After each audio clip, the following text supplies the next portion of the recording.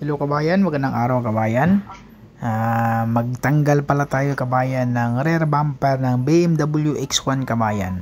Bago ang lahat kabayan, huwag kalimutan mag-subscribe at i-click ang notification bell for more car body repair tutorial and tips kabayan.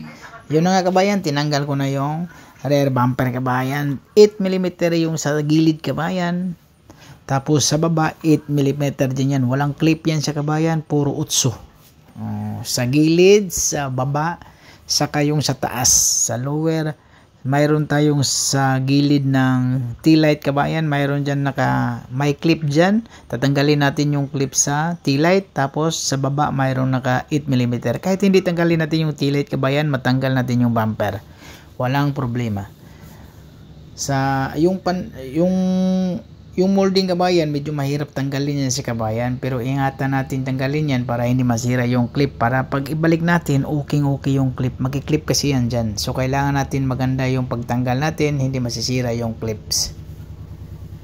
Tapos yun, katulad kabayan, tinanggal ko na yung harang doon sa taillight, tapos mayroong 8mm dyan. Tapos pagtanggal naman ng taillight, sikwatin mo lang, medyo sikwatin mo kabayan, kasi may 8mm yan. Katulad ko ba yan, isang sikwat lang tanggal na agad. Hindi na magano matibay yung clip dyan kabayan. Tapos sinubukan ko kasi tinanggal lang yung kuha natin kabayan, yung taillight sa likuran, para sigurado na hindi masisira yung taillight natin. Kasi minsan kasi kabayan, lalo na yung mga taillight na medyo yung sa duluhan, pag hila mo ng bumper, sasama yun sa kabayan, tapos baka masira. Ganun, nakasira kasi ako sa business niya kabayan, sa Nissan nata yun, hatchback na Nissan. Hindi ko tinanggal yung taillight, pag hila ko sumama yung maliit na yung sa baba ng taillight, tapos ni-repair ko, pinakita ko sa manager, sabi niya okay lang naman, walang problema, kasi lumang modelo din. Pero yung BMW kabayan, kailangan ingatan natin dyan. Tapos kabayan, tinanggal ko na yung i-repair natin sa bumper. Tapos sa baba naman kabayan, sa may lower, yung kulay itim, may bago tayo dyan. Pero yung bumper, yung pipinturahan, kailangan i-repair natin yan. Tapos mas maganda, tanggalin natin yung bumper, lahat, mga accessories, bago natin i-repair. Yan, katulad yung kabayan, i-repair ko na kabayan, gumagamit ako ng 80 na sandpaper, tapos 120, pagkatapos ng 80, 120, tapos 180, 320 kabayan. Tapos gumamit ako ng 800 niya nata kabayan. 400 pala yung last.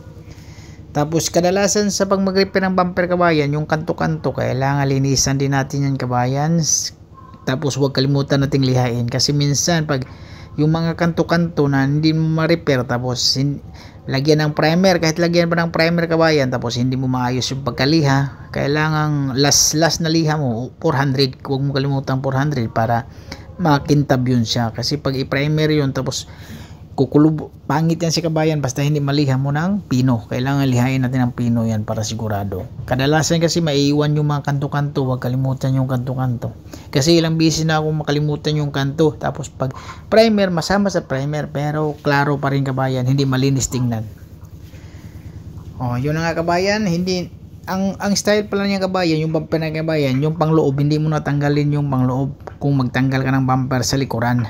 Walang problema yan, hindi katulad sa ibang Mercedes, sa ibang BMW na kailangan mong tanggalin doon sa loob kasi may bolt doon, may nut. Yan kabayan, walang nut yan.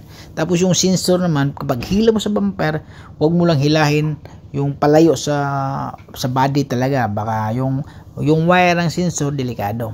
So ingat-ingatan, kasi minsan ganun mangyayari kabayan, masisira yung sensor natin, yung wiring. Yun kabayan, natanggal ko na kabayan. Yan kabayan, assemble na yung kabayan, assembly na siya. So tapos na pinturahan, i-assembly na natin yung bumper. Tapos kabit natin yung lower naman niya, walang kulay yan. Yan ang sinasabi kong itim ba, yan kabayan, bago yan. Yan, tapos yan, nakaklip lang yan sa kabayan, walang problema. Yung mga nakaklip lang yan.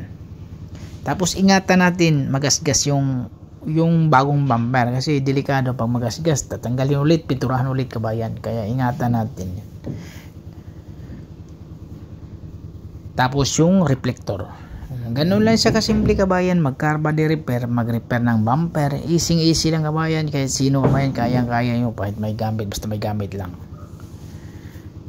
Ganun lang kabayan, transfer, kukunin mo yung sa lumang bumper tapos ikabit mo kung ano yung ikabit. Huwag kalimutan, yung iba kasi huwag kalimutan minsan, lalo na yung mga Hyundai Sonata, maraming kuha niya kabayan, maraming accessories sa bumper, kahit bumper lang maraming accessories, hindi katulad sa ibang sasakyan, konti lang.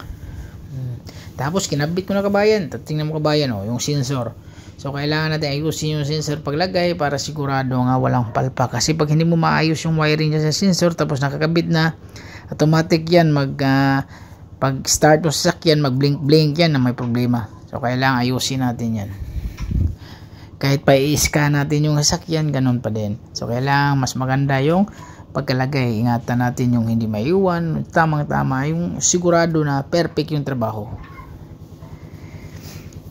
Medyo natagal lang tayo dyan kabayan. Pag okay na yan, pasok na natin. Ganun lang din. Tapos ibalik natin yung lahat ng mga tinanggal natin. Yan.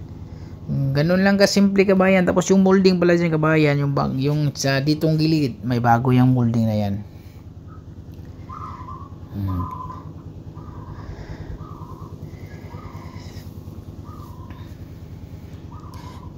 Tapos yun kabayan, huwag kalimutan mag-subscribe kabayan at i-click ang notification bell for more car body repair tutorial and tips kabayan. Tapos kung may katanungan kayo kabayan, pwede kayo mag-message dyan kabayan para malaman natin kung ano problema nyo sa sasakyan.